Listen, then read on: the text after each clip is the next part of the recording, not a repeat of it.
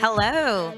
I'm so excited to see all of you guys. You guys are in for a treat. I am really personally excited about this debate, the great experiment redebating the Electoral College in virtual reality. So we have some specialists here that have really great presentations to offer us. Let's do a quick introduction. Well, I will start with myself. My name is Desiree Virgin. That's how you can remember me. Yes, it's Virgin, like the island or whatever you want to affiliated with. But yeah, so Desiree Virgin, I am new in the tech space, and so I'm excited to be here. This is my first AWE experience, so I am here to connect with everybody and just immerse myself the best way that I can. But this is a topic I'm very excited about. So we have a few guests here. We have Muhammad here, Associate Professor of Shenandoah University. We also have Kevin Hardwick, Associate Professor of History at James Madison University, and Warren Hofstra. Awesome. Or Warren Hofstra, Professor of History at Shenandoah University. Welcome. Thank you. Can we get up? And you guys please stick around. Sorry. You guys please stick around. We'll do a Q&A towards the end. Actually, this is going to be a lot of fun. So let's do it.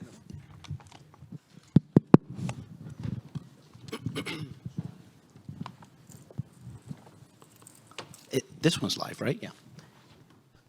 So welcome and thank you all for being here. I think you can hear me, right? I see some heads. Welcome, everyone. Thank you. It's good to be here, and it's good to see all of you. Let me first comment about the team, and we'll speak about the substance here in a second.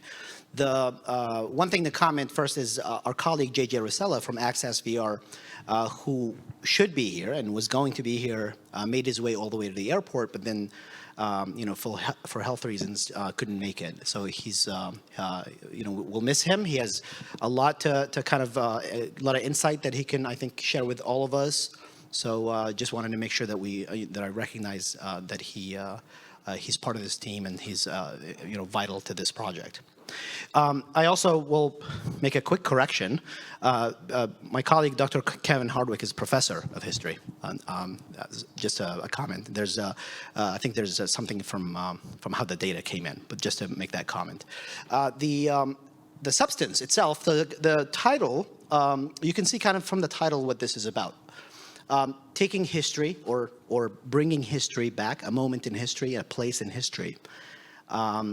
Combining virtual reality and XR with our ability to relive some moments, some vital and important moments. It also has some theatrical aspects for those of you, I see some of you in the audience that are from that background, because you can't really remake something that involves people without knowing how people acted at the time, right? So we had to kind of look into that pretty deeply. Someone has a clicker here. Is it me? Is this a clicker? Yes, it is. So before we run this, I want to say two things. First of all, the way we'd like this to work is more of a discussion. We actually would like to leave a good chunk of time here at the end to hear from you, not only about what do you think of this, but really help us, contribute to our plans. We really are here for feedback, insight, comments, critiques, roasts, if that's what's needed. I also will say that what you're about to see here is we'd like to start this discussion by showing you some of the, a quick peek at what it took to get this project to become a reality. It's still in the works, actually, but the three of us here actually represent a larger group in this project. Many of whom should be on this stage as well. So I'd like to make sure that that happens, and we'd like to do that and convey that using this coming video. This is not a montage video. It's not going to be a quick 30 seconds. It's actually a small documentary that we'd like to share with all of you that speaks to the process where we started, where we are, and everything in between, hopefully in an engaging way. So please enjoy.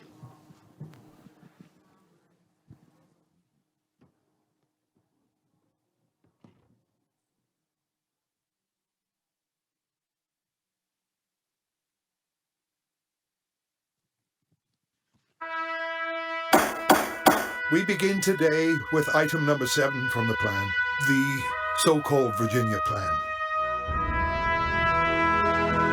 I came here as a representative of America, and in some degree, as a representative of the whole human race. I was told both ways. That's the dilemma. Nothing is simple. The decision on it might be yours to make. Ha! Other delegates will dispute you, but that is how we make decisions. Let us join them.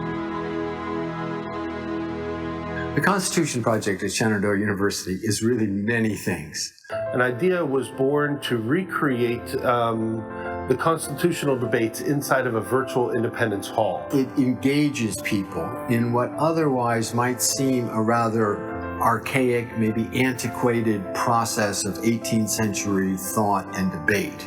I think partly because I'm a Brit, it's a bit of history that, yes, I'm aware of, but I really didn't know that much about.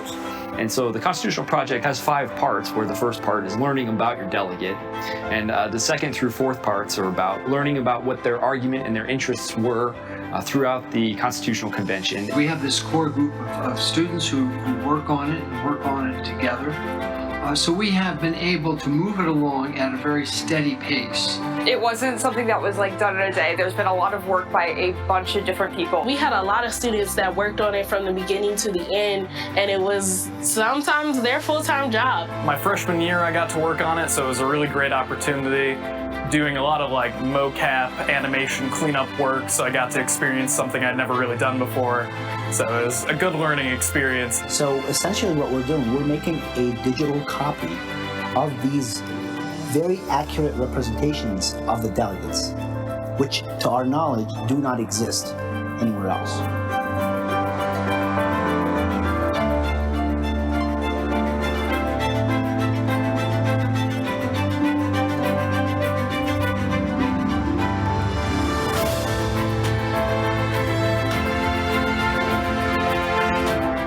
I think the most fascinating part was I got to cast all the people.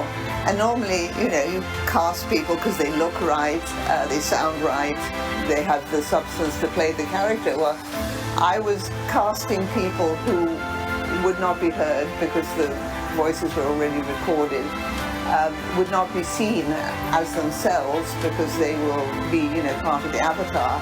Anytime I get a phone call or an email from Sally, I know that I'm in for an adventure. I found out about this project through the wonderful, incomparable Sally Anderson. She reached out with the opportunity, and I was excited to jump on it. It was something I'd never done before, so I was really looking forward to it when she reached out. And so it's just always interesting to see different perspectives, very different than my own. I played a man. That was really fun. And I thought it was interesting to see that women could do it what we thought men should be doing. And I feel like the women gave like a different aspect to it. I thought it was interesting. I was like, well, can I move like a man? Can I capture not only a man, but a man of that time era? If there's one thing that stuck out the most was how I had to learn to interact with the environment. I remember I sat down and I rested my hands on the table. And in the monitor, my hands had gone through the table. The experience was unlike any other. I am an actor, so I am used to going in and bringing characters to life through my facial expressions, my body movements, my words, inflections in my voice.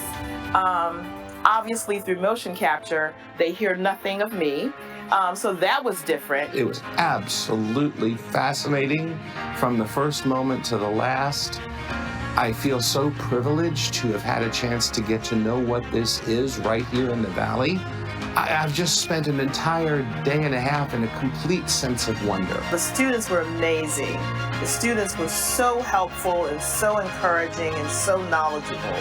They were very efficient and effective. Like, they were about business, but their environment was so comfortable and it felt so friendly. I felt like I was working with people who'd been in their craft for decades.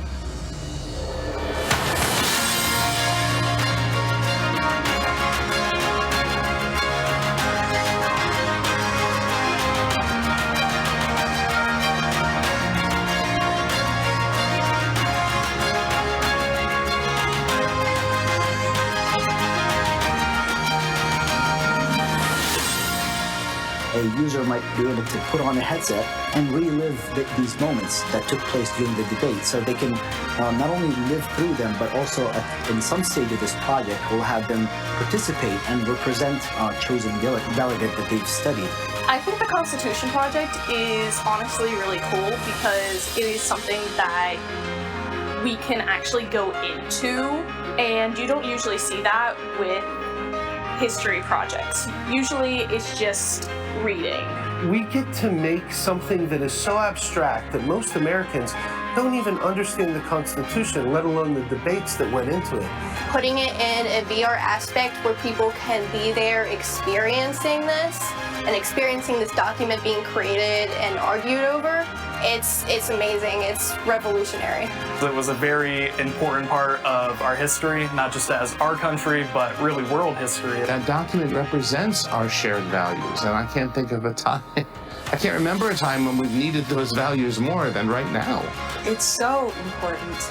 And you know, dusty old documents sometimes don't appeal to us, and the way this project broke it open and made it alive is essential. When we get into this, building the simulation, it is as realistic as possible and as close to reality as possible so that the user both feels immersed and so that it is an educational experience. What an immersive, aspirational experience to have, to be able to sit there and have Ben Franklin tell you a story and then turn your head and then actually to see the debates begin. It's, as we used to say, way cool. History doesn't have to be boring. It's very cool to be able to go into virtual reality and see these people like they're alive and in front of you. If we don't pull out our dusty old documents and break them open and make them live today, we're going to make mistakes. We're going to repeat the past. In terms of the world, we are an infant nation. It's like handing a toddler the keys to the Ferrari. So of course we're going to need a refresher on the driving rules from time to time. And I think this is an excellent vehicle for delivering that.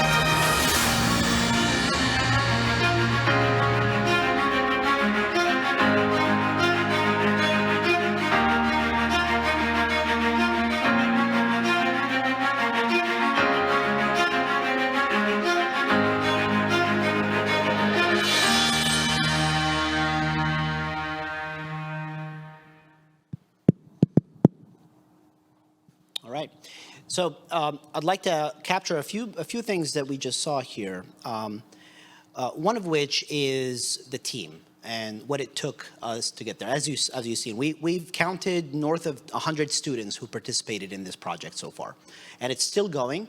And to just kind of more to that point, I'd like to recognize some of our students here in the room who flew here to California to showcase this project in our booth. 1037, by the way, is our booth.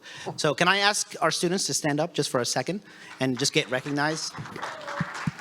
Who of course represent a larger number of students that continue to work on this project, but some of them are alumni now, and hopefully putting that on their resume has helped.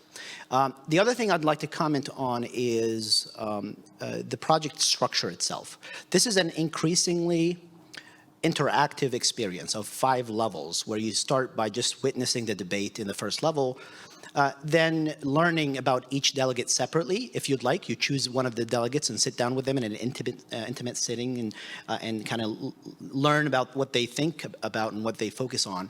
And then moving on to the 3rd, 4th level, where you have to become that delegate. They tell you at the end of the 2nd level that they're tired, they can't make it to the debate, and they'd like you to kind of stand in for them.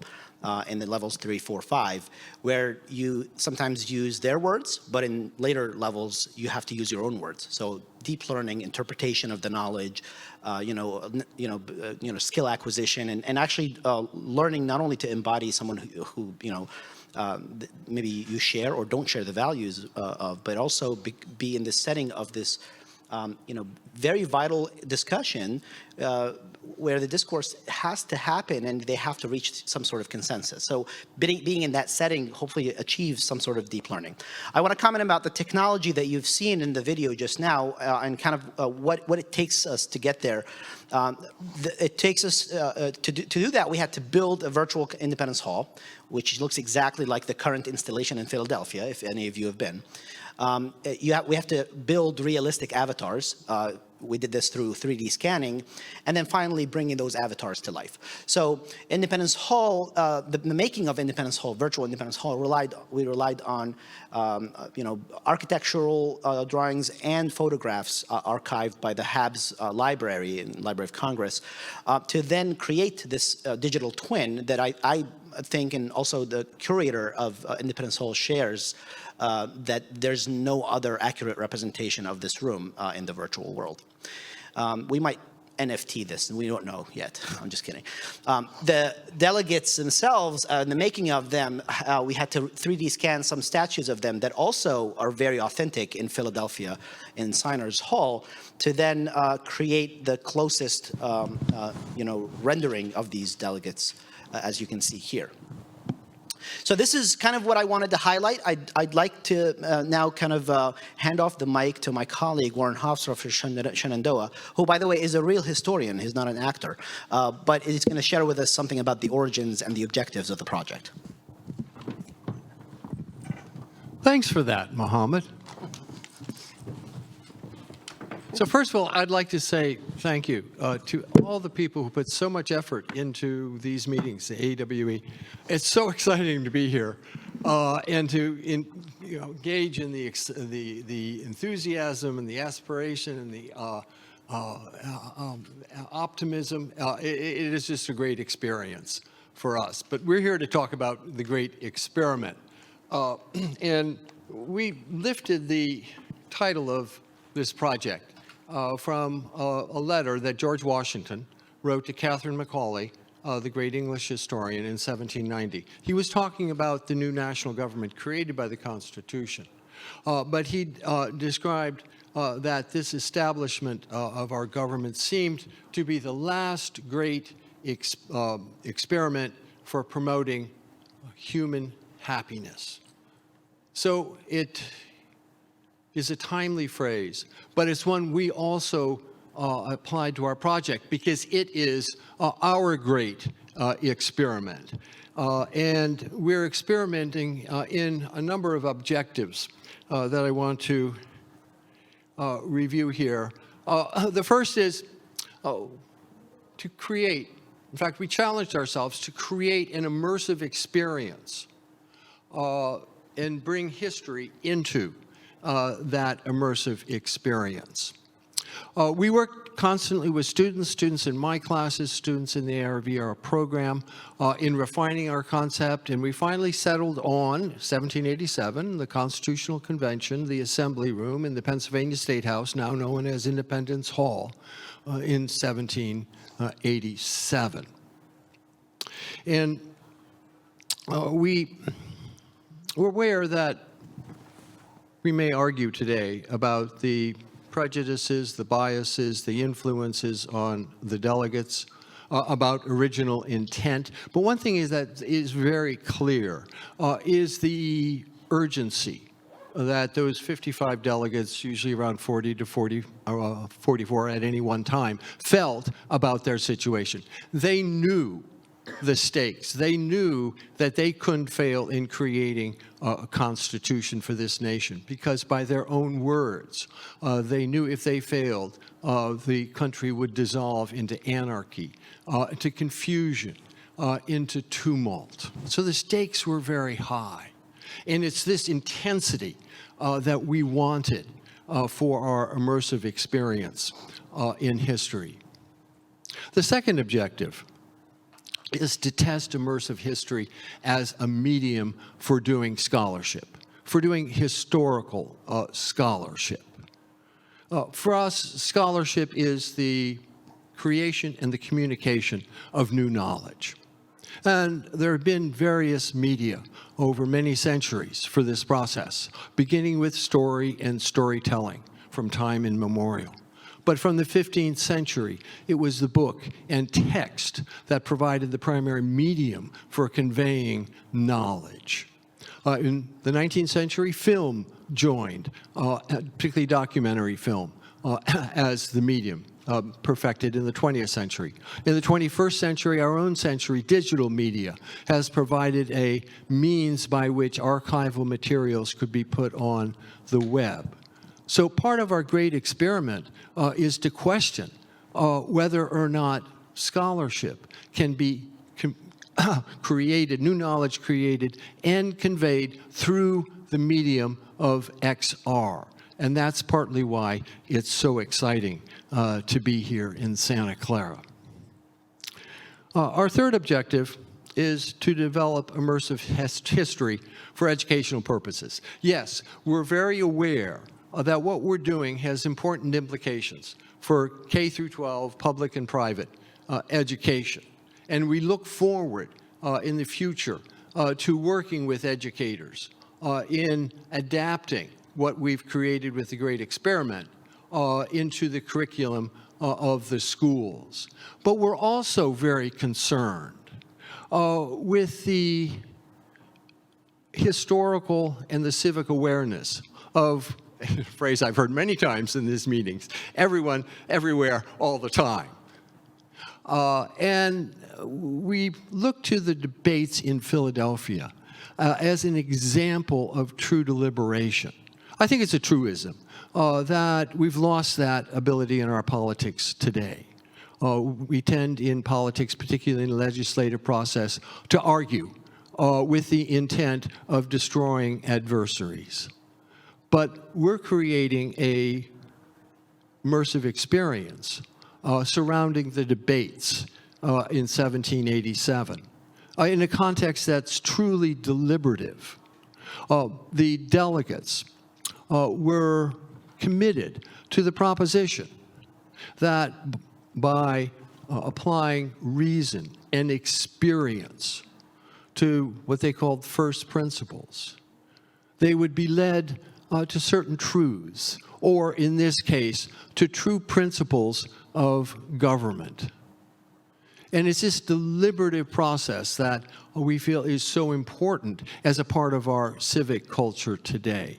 So we hope, as part of our experience, that the intensity of that process will serve a public purpose, a public educational purpose.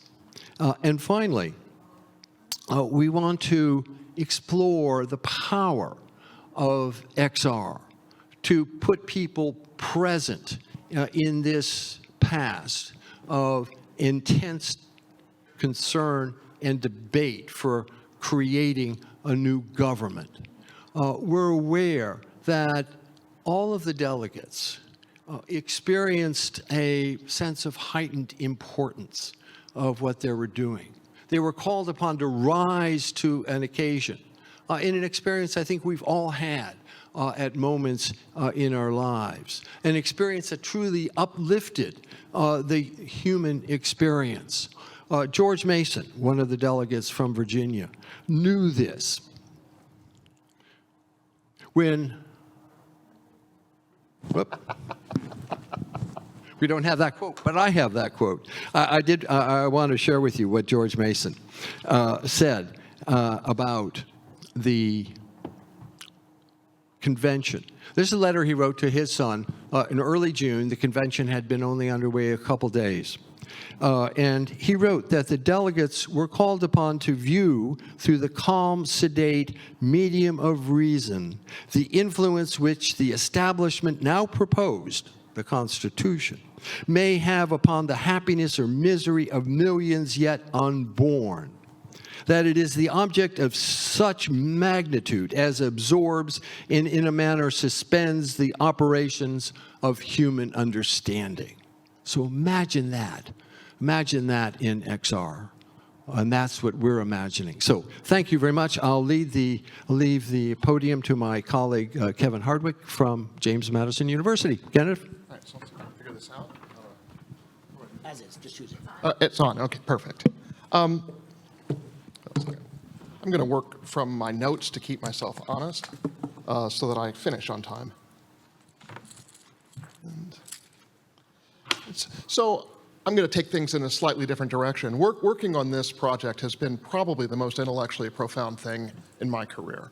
It's really transformative. And partly what's made it transformative has been that it's led me to think furiously on the nature of history. What exactly is it that we do?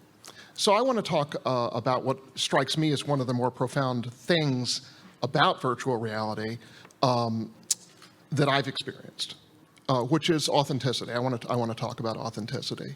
So if you are a public historian, somebody who's concerned about interpreting artifacts from the past, buildings from the past, sites from the past, you care a great deal about authenticity. And I think we all know why. Let me see if I can show you. Where's the clicker? Aha! Ah, there we go. I moved to it. Can I move? I can move backwards too, right? So go, leave that one. Go here. This is a slide from the National Park Service showing a tour, right? People going to Independence Hall. And if you are part of a tour like that, I don't think it's probably every tour, but it's many of them, there's this moment of silence, right, when people enter that room. There's something profound that happens. And it matters that it's a particular place, right? I imagined a thought experiment in which you might build a replica, a twin, if you would, of Independence Hall on a Hollywood movie set, right? And if you did that and you did it completely accurately, nonetheless, you would not achieve the same kind of emotional reaction that people have when they go to this room in Philadelphia. Even if it's identical. So what that tells me, anyway, is that what's going on in that experience is something that's internal to the observer, right? It's something that it's this relationship between the internality of the observer and the physicality of the material that you're in contact with. And it's both of those things together. But here's the thing, right? I mean, the room that we've built is not like, at least for me, it's not like the experience of going to a simulacrum, right? When I go into virtual reality and enter that room, it feels like I'm in Philadelphia, and I have that emotional attachment to the place that I would have if I was in the presence of the authentic room, right, in physical reality. So I was going to start, and how much time do I have left? I can't tell. 3 minutes? Does that give me 3 minutes? I was going to actually start this talk with an old story that some of you may have heard before. It's a parable that's taught in philosophy classes where philosophers are concerned to think about the nature of authenticity. And so that's where this came from. Let's see if I can go back. There we go. That, by the way, is the Olympias, which is the only commissioned warship in active duty service in a navy anywhere in the world. That's rowed. It's the only rowed warship. And so the Greek Navy is very proud of this. This is a thing that was built in the 1980s. It's historically accurate. They built this thing. And I wanted to give you a sense of what one of these ships looked like, because the Greeks, it turns out, we know this by a historian named Plutarch, a Roman historian. Plutarch records the story of the Greek hero Theseus. And the people of Athens were so taken with the achievements of this hero that they preserved his ship. But they preserved it for a very long time, hundreds of years. And because it's sitting in the harbor in Athens, they had to periodically replace the rotten timbers with pieces, with new framework, up to the point that it was not clear what was original to the ship and what wasn't. And yet, it didn't matter, right, to the Athenians. For the Athenians, that ship, despite the paradox, right, despite the fact that it's not at all clear that it's actually the same ship that Theseus had sailed, is authentic. So authenticity is a weird thing when you start digging into it. And it's ultimately a very human and a very emotional thing. What I find staggeringly awesome about virtual reality is that you can recreate that sensibility, that emotional impact of authenticity in a virtual setting that, if you pause to think about it, everybody who's in there, once they reflect on it, knows is is intentionally designed by a designer, even if the designer is in the background, right? Everything that's there is made by a human being, right? By a designer. So everything you're experiencing that feels utterly natural in the moment isn't. And you know that's true, and it does not matter, right? At least not for me when I'm in that room. So I think that's a paradox that's really interesting. And I also think that, and I'll stop here, but I think that that brings with it certain kinds of responsibilities, right? That we owe to our audiences when we enter into situations like this. And I don't know the answer to any of that, but it seems to me that it's something that we will need to figure out as we proceed forward building these kinds of experiences. And thank you very, very much for listening. So if our chair could correct me, I think our session goes till 25. Right? So we've intentionally left this remaining time to really, we're really interested in what you all have to say, ask, or comment on. So can we get a mic in the room that we can float? And we'd be interested in any feedback, comments. We're actually actively looking at where this should go or could go in terms of public adoption, museums, schools, you know, just on the Oculus or Steam VR store. These are kinds of questions of distribution and usage and adoption is what we're interested in. But also looking back at all of this, we're really interested in everybody's feedback and experience from other places. So any questions? Hey, Dr. Arbe, Dr. Andy Clayton from Air University at Maxwell Air Force Base. So this is amazing because at Air University, our two largest schools, Air War College and Air Command and Staff College, are 10-month graduate programs for senior officers in the Air Force to get their master's or their continuing professional development. And in those two colleges, the majority of the curriculum is rooted in history, air power history, right? Officers learning about historically the past so they can be better leaders for the future. The majority of our curriculum, though, is rooted in reading contextual books on history, professors lecturing on stage to 400 students at one time, and then going to a classroom of about 12 students to have conversations with an adjunct instructor about history and air power history, theory, international relations, all those things that go into understanding the past for us to predict how we'd be better senior leaders in the future. We need to do a better job at allowing history to be more experiential for that. We're not there yet at Air University, but that's where we need to go. This project obviously took a lot of resources and time. How do we scale that ability to do that? And yes, we would like to have opportunity to have access to this for our officers coming into the Air Force, officer training school, who are going to be officers in the Air Force who raise their right hand and swear an oath to the President and Constitution that they're going to be officers in the Air Force. So these are people coming in before they're even officers to have that experience. And they're going through a new curriculum development to stand down for 3 months to redevelop the course, so officer training school, to bring in immersive experiences. So that's one thing I'd love to partner and talk to you about, but also is if Air University was to go into this more immersive experiences for all of our colleges, that's a lot of resources to create what you've created when we have a lot of history that I want Air University to become more immersive and experiential for our two colleges. So the students has a choice between reading about the Berlin airlift, but maybe also get to experience the Berlin airlift. And so, but that's timely, resource extensive, and resourcing. So just how do we make that even more efficient and effective? And so, but those are my two thoughts. Thank you. Yeah, I'll try to unpack some of that.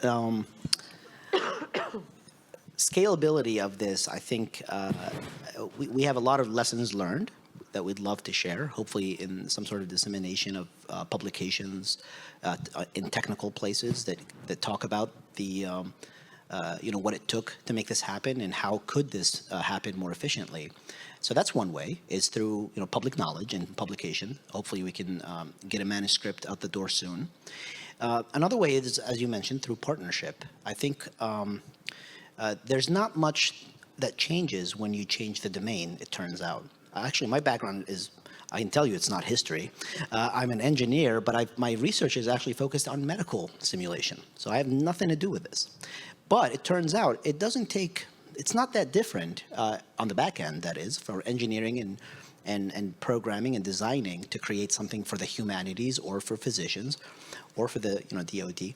So I think there's a lot of common grounds that I think would be helpful. I think I would be very interested in having a sidebar on what this common ground looks like to create experiential learning for your officers. So that's I think a longer conversation that I'm very interested in. But thank you for your comments. Thank you. Hi, my name is Lane. I'm a grant writer here in the Bay Area. Thanks for being here and bringing this interesting project. I actually kind of wanted to dovetail off of your very question because I do perceive some different possibilities. I work primarily with arts and culture and arts education, but there's a group in San Mateo County, the Johnston House. They're the oldest building in San Mateo County. And the idea that I've talked to them about is a way to use this kind of technology to create a reverse field trip experience where the kids can tour the building from school, because their current model is to bus kids out to the school and so forth. So my point there is that I think in some respects that answers your question in part, right? That if there is the way to partner with those agencies, whether we're talking about historical forts or other kinds of sites, to create those experiences, then this technology allows those experiences into the classroom in a way that's easier. So it's not just in-house, it's about what gets created outside of house. Yeah. Good point. Thank you. Thank you so much. Yeah. Do we have anybody else that has any questions? Awesome. There we go. Isn't that good? You guys okay? Yeah. Okay. We wanted a better image. All right, we have another question. Hi there, David Weeks. I work with some universities in creating virtual campus tours, generally just interested in applications of XR in education. So I also happened to do debate in high school. I was particularly interested in sort of this being both a piece of content that students consume as well as one they participate in, and participating in a debate. I think this sort of, the civic education dimensions here are both performative as well as substantive. So I'm curious if there's been thought about using this not just as a sort of template for creating content or sort of lessons learned, best practices for creating historical content, but as a platform for hosting debates or simulation-based activities, things like Model United Nations crisis committees, say in 1953 after the death of Stalin in the Soviet Union, or in the UN General Security, like the Security Council room or something. If there's been thoughts of creating a library of virtual environments that classroom discussions and role-playing activities can be hosted in. Let me leap into that one. We should point out that one of our founding partners was the debate coach at Shenandoah University. So debate was part of our consideration from the beginning. And Professor Obaid mentioned a series of stages by which participants are incorporated into the debate. And the final stage is truly an open debate. In which the participants, having experienced the 18th century context, are then presented with a current question. One we've asked students who have gone through this process is, if you were in Congress today debating an amendment to the Constitution to abolish the Electoral College and replace it with a popular vote, how would you argue on that question? So this kind of active exchange based on the experience of the great experiment and what is learned is very much a part of our thinking. Thank you. Thank you. Great questions. Do we have anybody else? Okay, I have a question.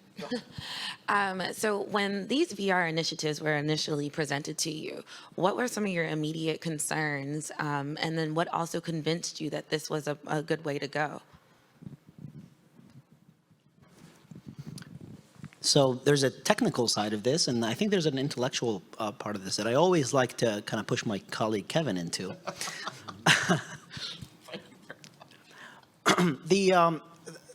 Let me talk about the technical side. So when it comes to to me, it's not VR only, it's simulation. When it comes to simulating a process, system, place, or time, there's a few different approaches to do this. One of them is to create a computer-generated environment, like we did. There's also capturing an environment using some 360 or immersive camera that also kind of conveys that information. And you have a reenactment of some sort where there's era-specific custom designing that goes into it, and acting and so on comes in from the theater perspective. And we've done that too. So one of the first considerations is how to handle this. Whether should it be a real reenactment captured with a camera, or maybe it's a space or a place that we can't get to, inaccessible, and therefore we have to create it, or it doesn't exist, right? So, for example, we could have taken a camera to Independence Hall, put it right there in the middle, sure. But how does one interact and sit down in a chair and debate with the other delegates in a room like this? You can't add that much interaction with it. You're really inside of a sphere, the texture of which is that 360 image. So one of the first questions I ask is which way to handle it, captured versus simulated. The other question I always ask, which comes from my own research, is when it comes to simulating a process, where should we be on the spectrum of real to virtual? There's some things that can be easily simulated by using physical props, like surgery. This is where my background comes from. But there's other things that there's advantages for a virtual environment. I put my colleague here, who's a historian, in a flight simulator yesterday that uses the Vario headset and a mixed reality setting where the dash and the console is real, but anything above that is virtual. So in this case, the designers thought that's too much to there's too much tangible interaction with these buttons that you can't simulate with a controller like this.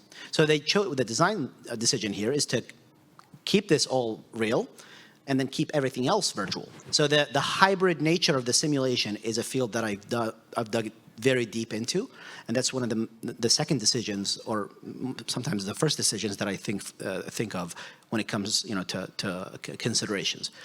Kevin, from an intellectual standpoint, what do you think? Sure. It's a huge question, right? It's not one that I have any easy answers to. I think partly because the ethical underpinnings that would allow us to answer that are in contention right now, and so they're up in the air. So you can't produce an answer that's going to satisfy all of the parties involved. And there's good ethical arguments on either side, or there's multiple sides to it. It's not, so for example, all of these guys are men. All of our people are men. That's an artifact, if you would, of the nature of 18th century politics and of the deeper structuring, legal and social structuring of 18th century society. But if we're going to present the past in an authentic way, there's that word, we have to do that up front. We have to be honest, I think, about what the situation was. I think that in an ideal world, we would explain that to people. This is why it is that way. But of course, you only have so much time that you can devote to explaining stuff in a setting like this. They're all white men, right? That's another dimension to it. Some of these men owned people, right? How do we, is it, and so that raises all sorts of questions about embodiment in contemporary America. What are our obligations to the people who go through this experience? I see the problems. I don't have any compelling answers. I guess let me add one more thing that I think relates, and then I'll shut up. I think when we're talking about education, I think what is so exciting about this technology is that it allows us to marry intellectual experiences with emotional experiences. And the thing that makes the experiences memorable and makes the ideas that we're talking about really persevere with people is that you combine those two things, that there's this emotional response that happens. And there's nothing like that. I mean, experiential learning is that, to my mind anyway. That's what it brings to the table. We've got all these ethical questions, and I think it's going to require a lot of us hashing it out together to try to solve them, or at least acknowledge them, right, in an honest way. Did I answer your question at least a little bit? I mean, it's a wealth of knowledge. Everything was great, so I appreciate it. Yes. Just if I could leap into this quickly, one of our concerns early on was not only to identify a historic moment of great intensity, but also of considerable consequence for today. And clearly the controversies swirling around the Electoral College created that opportunity for us. But we see this as a first step in an iterative process by which we could, now we've gained the experience that we have, move into other more controversial subjects that swirl around the Constitutional Convention, like enslavement, as Kevin commented. Awesome. Thank you so much. I wish we could, stay longer and continue to, discuss this topic. I'm sure we could all go on forever. But thank you guys. If you guys need anything, our panelists will be here for questions, networking, and enjoy lunch. We'll be back in the room in about an hour. Do you guys have any closing? I was going to just mention, I don't think the slide is up there, but if you'd like to try it, we're at booth 1037. And you can get to try the demo of the great experiment for yourself. So please do come check it out. Yeah. Awesome. Thank you guys so much. Thank you.